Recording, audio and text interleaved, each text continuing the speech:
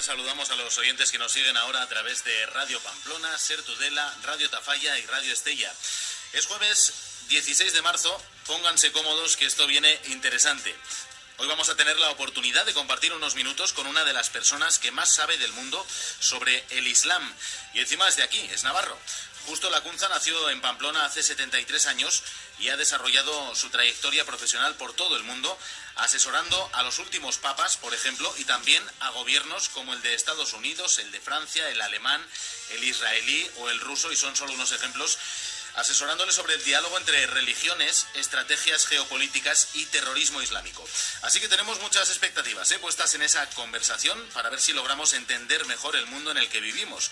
Justo Lacunza regresa este próximo lunes a Navarra para ofrecer una conferencia y hoy vamos a tener un adelanto aquí y ahora, enseguida, en Hoy por Hoy Navarra. Pero primero, el resto de la información de este jueves. Ramón Huarte, buenas tardes, ¿qué tal? Buenas tardes, Jaime. Hoy día de pleno en el Parlamento se han aprobado diversos... Hoy por Hoy Navarra, este próximo lunes, ofrece una charla en Pamplona uno de los máximos conocedores mundiales del Islam. Se llama Justo Lacunza, es navarro y ha sido, fíjense, asesor personal de los últimos papas sobre el mundo musulmán y también asesor de un gran número de gobiernos de potencias internacionales como Estados Unidos, Francia, Alemania, Israel o Rusia, entre otros, en materias de diálogo interreligioso, estrategias geopolíticas y terrorismo islámico. Va a ofrecer una charla dentro del curso llamado Desafíos de la Misión, Inmigrantes y Refugiados, que organiza el Arzobispado de Pamplona y Tudela. Justo Lacunza, ¿qué tal? Muy buenas tardes. Pues muy buenas tardes a vosotros y a ti en particular. Bueno, permítame comenzar con un tema de máxima actualidad y del que se habla este jueves y mucho, los resultados de las elecciones en Holanda. El partido antimusulmán de Geert Wilders, que ha crecido bastante menos de lo que se esperaba. ¿Le tranquiliza que no hayan triunfado las ideas de alguien que, entre otras cosas, acababa de decir que Mahoma era un pedófilo y un señor de la guerra? Bueno, yo creo que el señor Geert Wilders, a pesar de que ha ganado cinco escaños más en el Parlamento holandés de 150 escaños. Sin embargo, yo creo que sus ideas tienen muchísima trampa. En primer lugar, no se puede absolutamente generalizar respecto del Islam, respecto de los musulmanes en los contextos europeos que varían muchísimo. En segundo lugar, yo creo que la política debe construir y la política debe aportar soluciones. La política, cuando es destructiva, cuando pisotea, cuando envenena, entonces no es política. Eso se llaman artimañas y maniobras de muy poco calado y de muy poca profundidad.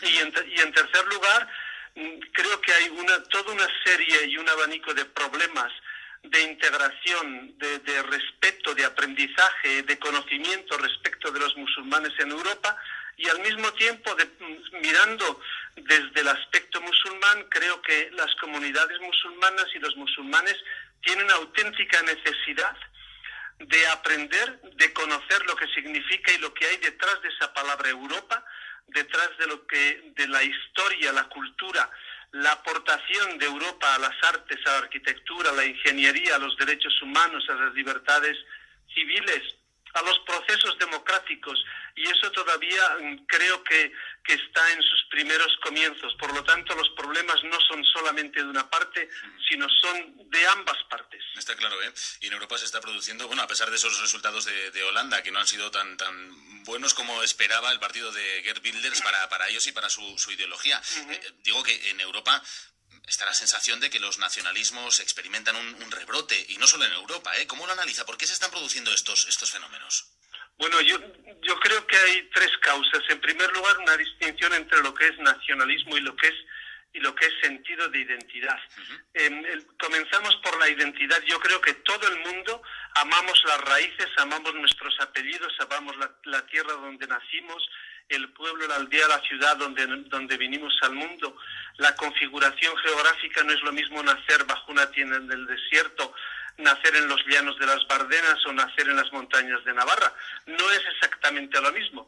Y luego tenemos los nacionalismos. Los nacionalismos quieren, por decirlo así, no subrayan la identidad respecto de las tradiciones, usos, costumbres, lengua, configuración geográfica, sino que señalan aquello que es contrario a ellos y aquello que significa para ellos digamos, un peligro, o por decirlo de forma muy cruda, un azote, un pisoteo. Y entonces ese nacionalismo que quiere solamente la independencia, que quiere solamente yo, y mañana es yo, y pasado mañana es yo, eso no es nacionalismo, eso significa un orgullo, y eso significa sencillamente una avaricia étnica o tribal o geográfica, lingüística, religiosa o cultural. Por lo tanto, yo creo que tenemos que analizar muy de cerca lo que significa la identidad de un pueblo con todos sus ingredientes positivos y negativos, una identidad que crece, que se identifica, que florece y que por definición la identidad está siempre abierta, es lo mismo que una flor que tiene el néctar y está abierta a las abejas que vienen a coger ese néctar de las flores para producir miel. El nacionalismo, cuando yo me cierro, cuando yo pongo barreras, pongo condiciones que son imposibles de cumplir, y entonces tengo ese sentido del hombrilismo, yo soy yo, entonces eso no es bueno ni para los ciudadanos, ni absolutamente para la armonía, el consenso, la democracia, las libertades y sobre todo los derechos humanos. Está claro, ¿eh? Y parece que tenemos esa tendencia en muchos lugares de mirar hacia adentro, de rechazar todo lo que viene de fuera y especialmente en algunos contextos también, y a eso vamos, el Islam. Permítame el simplismo, pero ¿por qué desde su experiencia y perspectiva se está produciendo un aumento de la actividad del terrorismo islámico en los últimos años en países europeos? Bueno, es por dos razones. En primer lugar, porque toda la cuestión geopolítica del Oriente Medio a partir de los años del 1979, que es un año clave en la historia del Islam.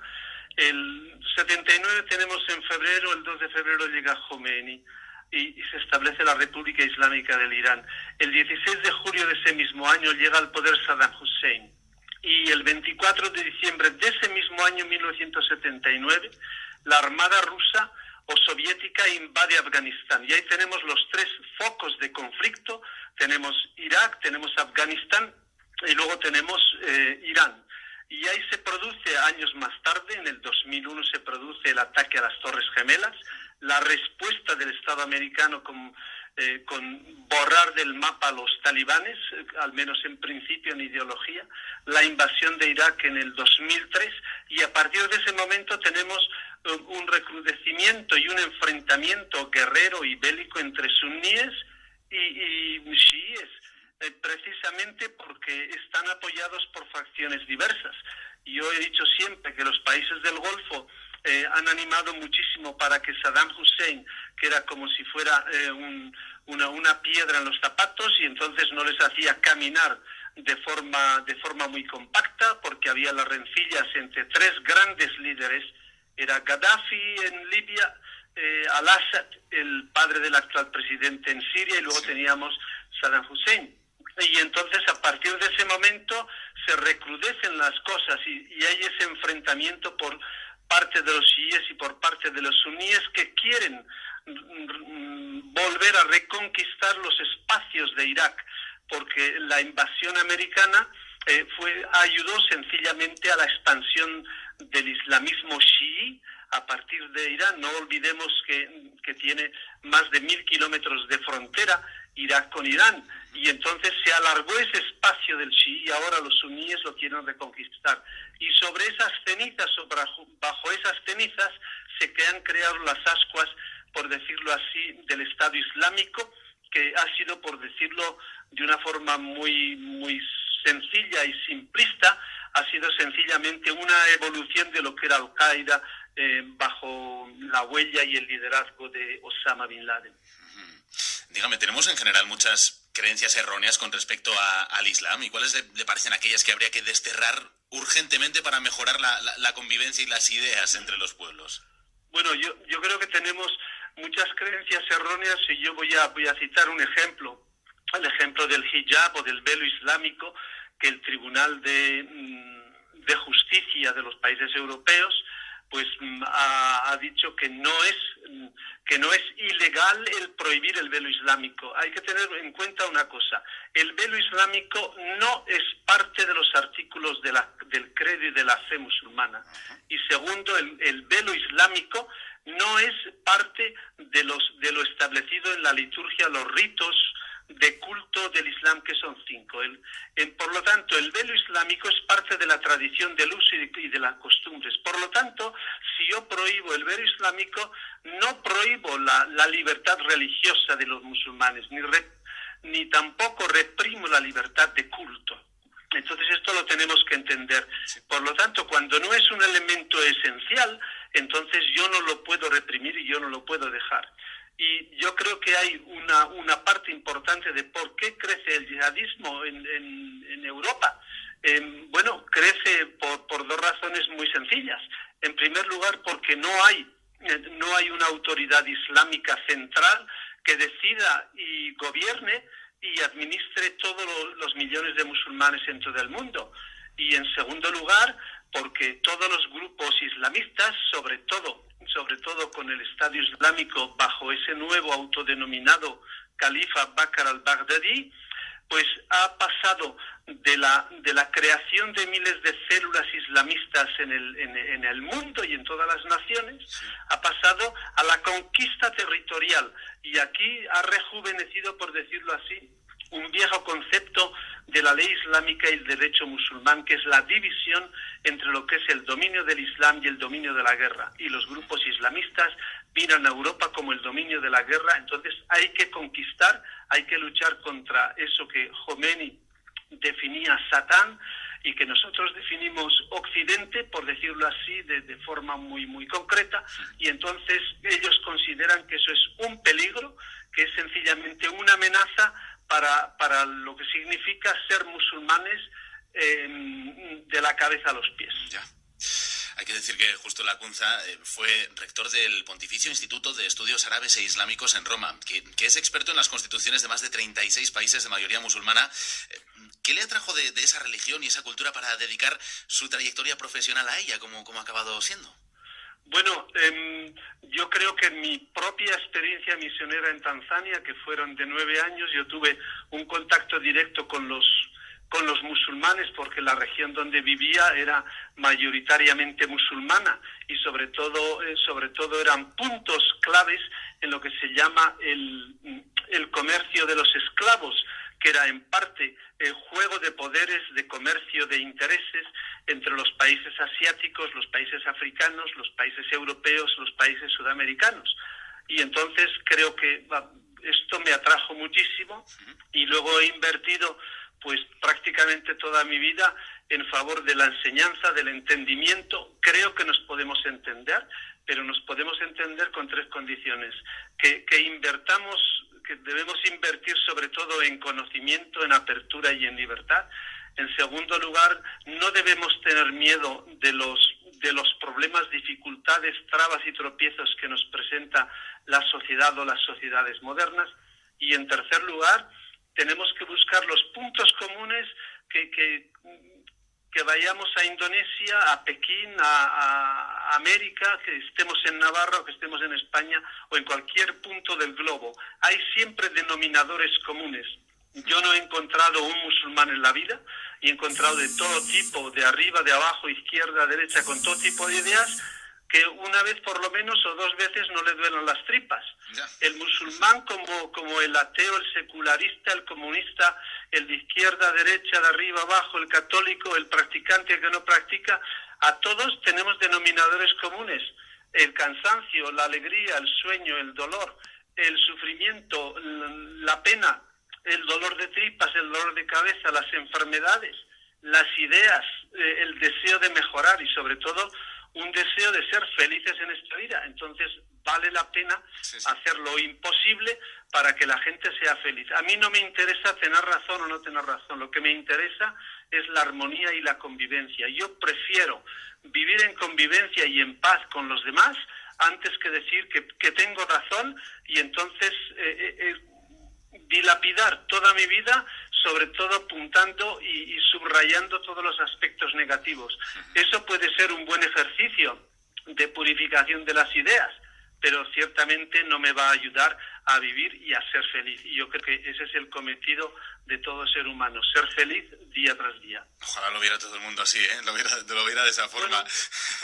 Que decía también, al comenzar, Justo Lacunza ha sido asesor personal de los últimos papas sobre el mundo musulmán y también de varios gobiernos, de potencias internacionales. De todas esas personalidades religiosas y políticas en las que ha podido asesorar, ha tenido la oportunidad, ¿quién le ha impresionado más? Bueno, muchas veces me ha impresionado en los grandes de la tierra y he encontrado de reyes, sultanes, papas, cardenales, arzobispos, primer ministros, ministros, directores de grandes empresas, en fin, todas las categorías posibles e imaginables. Pues lo que me ha impresionado muchas veces es que se sienten personas muy frágiles y personas que no tienen, como si fuera por magia, las soluciones al mundo y a los problemas del mundo, y por eso piden un consejo, piden un punto de vista. Les gusta sencillamente buscar una opinión y una idea. Después toca a ellos y a ellas, por decirlo así, decidir lo que tienen que hacer. Y otro aspecto, bueno, cuando uno toca todos esos niveles de poder, que yo los trato exactamente lo mismo, yo trato de hacerlo, y lo he hecho durante muchísimos años, no transijo en la dignidad de la persona, y para mí alguien que vive debajo de un puente o en un portal tiene exactamente la misma dignidad que el rey, el sultán o el imam o el cardenal. Y entonces yo creo que eso ha sido un gran ejercicio para saber cómo trato a las personas y saber que lo importante es esa dignidad humana que lleva cada uno, independientemente del cargo, de las responsabilidades, de la vestimenta, porque todo eso puede pasar, pero la dignidad humana permanece y es el hilo de oro conductor de la historia, de lo que construimos a nivel local, en un pueblo, en una aldea, en una ciudad, en una autonomía, en un país, en un concierto de naciones o en Naciones Unidas. Eso es lo que permanece. La vestimenta puede cambiar. La camisa corta de manga corta ahora que comienza a hacer calor, o sencillamente la corbata de rigor porque te lo exige la etiqueta. El lunes la conferencia lleva por título Diálogo interreligioso, cristianismo e islam, de 5:30 a 8 de la tarde. Va a ser en el seminario, en Pamplona. Y va a ser muy interesante, por todos lo que estamos hablando con Justo Lacunza en este Hoy por Hoy Navarra.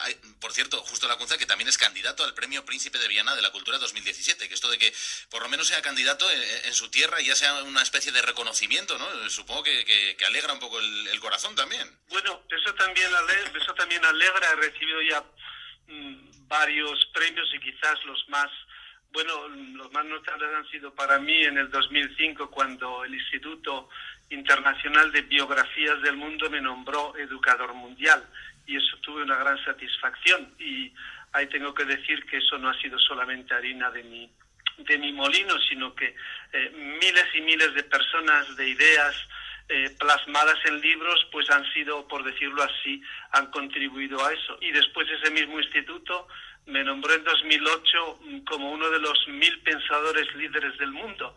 Y entonces digo, bueno, pues alguna idea pues va calando, porque yo no tengo prisa para hacer las cosas, y lo único que he hecho en la vida es sembrar ideas. He encontrado muchos tropiezos, me han dado con muchas estacas, he tenido amenazas, me ha salvado la vida de puro churro, pero continúo absolutamente sin odio, sin rencor y sin malas palabras o malos pensamientos o malas ideas contra nadie, a pesar de que los enemigos están siempre ahí para pillarte y ponerte la zancadilla o ponerte la traba y decir que aquí te has equivocado. Pero yo no tengo miedo a equivocarme.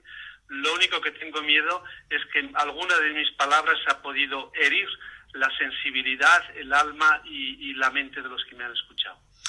Justo Lacunza, ha sido un placer. Muchas gracias por atender la llamada de Hoy por Hoy Navarra, y que vaya todo muy bien. Pues muchas gracias a vosotros y buen trabajo, que os necesitamos constantemente. Gracias.